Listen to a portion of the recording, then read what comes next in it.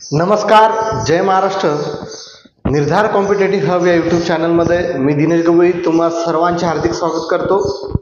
बघा, आपण चालू केला होता डिजिटल सम हा अंकगणिताचा कॅल्क्युलेशनसाठी एकदम जबरदस्त मोठ्यात मोठी कॅल्क्युलेशन कशी सोप्या पद्धतीनुसार आणि लवकरात लवकर कशी सॉल्व्ह करता येईल यासाठी एक स्पेशल लेक्चर याचा आहे डिजिटल समचं. याचं पहिलं लेक्चर मी ऑलरेडी घेतलेलं आहे.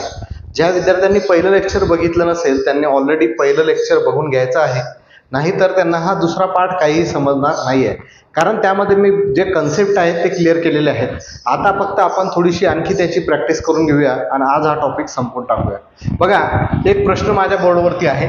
651.975 चे 51.63 भागेला 8.693 वजा 53.46 अधिक 869.3 बरोबर किती, याचं उत्तर आपल्याला काढायचं आहे. हे आपण काढूया डिजिटल समच्या माध्यमातून. तर आपल्याला माहित आहे ज्या अंकांची बेरीज 9 असते ती आपण कट करतो. इथं बघा, आता हे जे होतं 9 कट झाले, बरोबर आहे. त्याच्यानंतर 5 आणि 5 10, 10 म्हणजेच 1, 1 अधिक 1 2, 2 अधिक 7 9 म्हणजे हे पण कट झाले. मग राहिलं किती 6 चे म्हणजे गुणाकाराचं चिन्ह. इथं बघा 6 आणि 3 9 कट झाले. 5 अधिक 1 की झाले 6 भागेला इथं बघा हा 9 कट झाला. 6 आणि 3 9 कट झाले म्हणजे राहिले किती 8 वजा इथं बघा 5 आणि 4 9 आणि 3 आणि 6 9 म्हणजे 1 9 मी याच्यामधला घेतला, समजा 9 कट केला तर आहे ना. हा 6 आणि 3 9 कट केला, 1 9 घेतला, अधिक याच्यामध्ये बघा हा 9 कटला, 6 आणि 3 9 कटला म्हणजे राहिलं 8. आता बघा इथं भागाकार आहे, बरोबर आहे. मग 6 भागेला 6 किती येतात 1 आहे ना, किंवा 6 भागेला 6. पण इथं भागाकार नाही, इथं आपल्याला गुणाकार करायचा आहे. पण पहिले आपल्याला भागाकार करावा लागेल.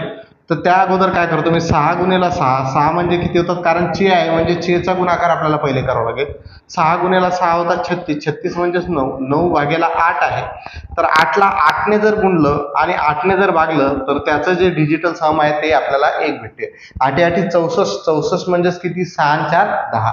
म्हणून या 8ला मी खाली 1 8ने गुणलं आणि वरती 8ने भागलं म्हणजे 8 8 64 म्हणजे खाली 1 आला वजा 9 अधिक 8, बरोबर आहे. मग याला जर पुढे सॉल्व्ह केलं तर 9 8 72 होतात, म्हणजे हे 9 झाले वजा 9 अधिक 8 म्हणजे +9 -9 कटला म्हणजे याचं उत्तर उराला +8. +8 ज्या ऑप्शनचं उत्तर डिजिटल सम असेल ते आपलं उत्तर असेल. हा 9 यामध्ये कटला, 6 आणि 4 10 म्हणजे 1 1 अधिक 8 म्हणजे 9 म्हणजे याचं उत्तर 8 येऊ राहिलं, म्हणजे हे उत्तर त्याचं असू शकते. पुढे बघूया, 6 आणि 3 9 कटला, 8 आणि 1 9 कटला म्हणजे याची डिजिटल सम 2 येते, म्हणजे हे त्याचं उत्तर असणार नाही. 8 आणि 1 9 झाला, बरोबर आहे. 6 आणि 4 10, 10 म्हणजेच 1 1 अधिक 8 म्हणजे याची डिजिटल सम 9 येते, हे याचं उत्तर असणार नाही. 6 आणि 3 9, 4 आणि 3 7 याची डिजिटल सम 7 येते, म्हणजे हे याचं उत्तर असणार नाही. म्हणजे याचा ऑप्शन क्रमांक ए जे आहे हे त्याचं राईट आन्सर असणार आहे. ठीक आहे. इथं फक्त मी बोलताना थोडंसं कन्फ्युजन केलं होतं तुम्हाला, कारण आपल्याला बोर्डमास्टर रूल आहे ब्रॅकेट ऑफ म्हणजेच ऑफ म्हणजे चाचीचे म्हणजे चे पहिले सॉल्व्ह करावं लागेल, म्हणून मी हा गुणाकार केला. 6 गुणेला 6 36. 36चं डिजिटल सम काढलं म्हणजेच 3 अधिक 6 9 आले. 9 भागेला 8 होते.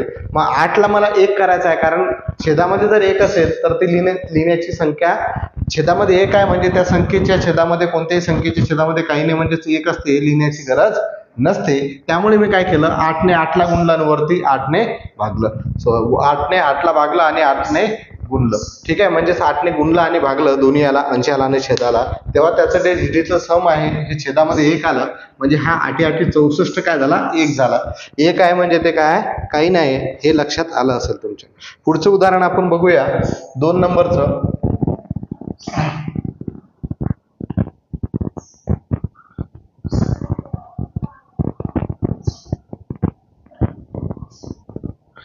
2 नंबरचं उदाहरण आहे 31 25 चे 1/5. 31 25 चे 1/5 अधिक 43 60 चे 43 60 चे 2/5 वजा 15 84 चे 7/8 बरोबर उत्तर किती असेल. ऑप्शन आहे आपलं 980 984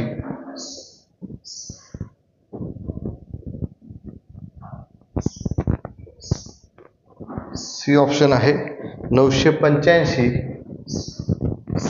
आणि डी ऑप्शन आहे 983.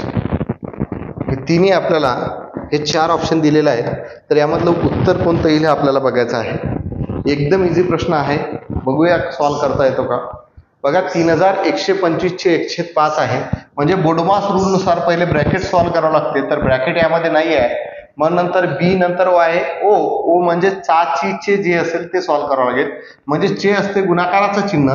म्हणजे इथं जर मी याचं डिजिटल रूट काढलं, 5 आणि 2 7, 7 आणि 1 8, 8 आणि 3 11, 11 म्हणजेच किती 2 गुणेला 1/5 होऊ राहिले, अधिक इथं बघा 6 आणि 3 9 कटला, म्हणजे याचं डिजिटल रूट ते 4, 2/5 बरोबर, वजा 8 आणि 1 9 कटला, 5 आणि 4 9, 9 गुणेला इकडे कोणताही असू द्या त्याचं डिजिटल रूट जे आहे ते 9च येईल, कारण गुणाकारामध्ये 7/8 आहे.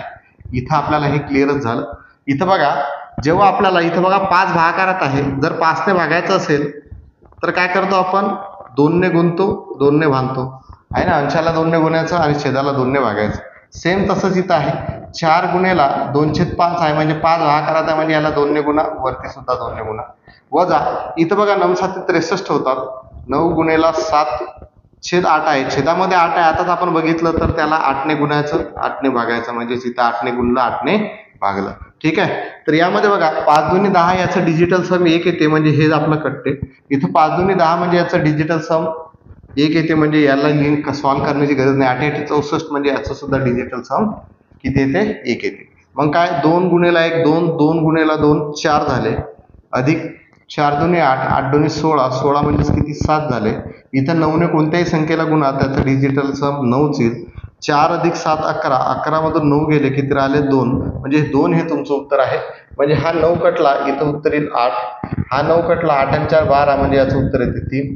हा 9 कटला, 8 आणि 5 13, 13 म्हणजे 4, म्हणजे याचं उत्तर येते 4. हा 9 कटला, 8 आणि 3 11, 11 म्हणजे याचं उत्तर येते 2, म्हणजे याचा. तर बघा पुढचा प्रश्न थोडासा वेगळा आहे, कसं सॉल्व करायचं बघूया. 9810 वजा 7815 अधिक 28 गुणिले 39 बरोबर x वर्ग अधिक 1024 अधिक 104.75 गुणिले 8. तर x वर्ग बरोबर किती असं विचारलेलं आहे.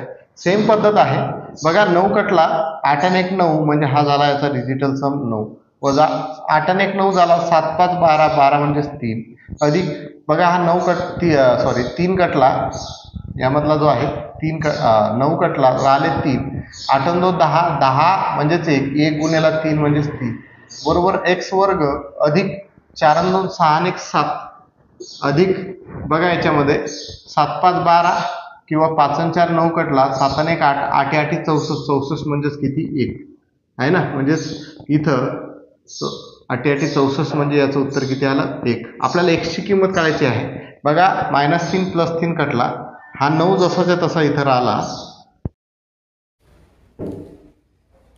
तर बघा पुढचा प्रश्न आहे चक्रवाढ व्याजाचा.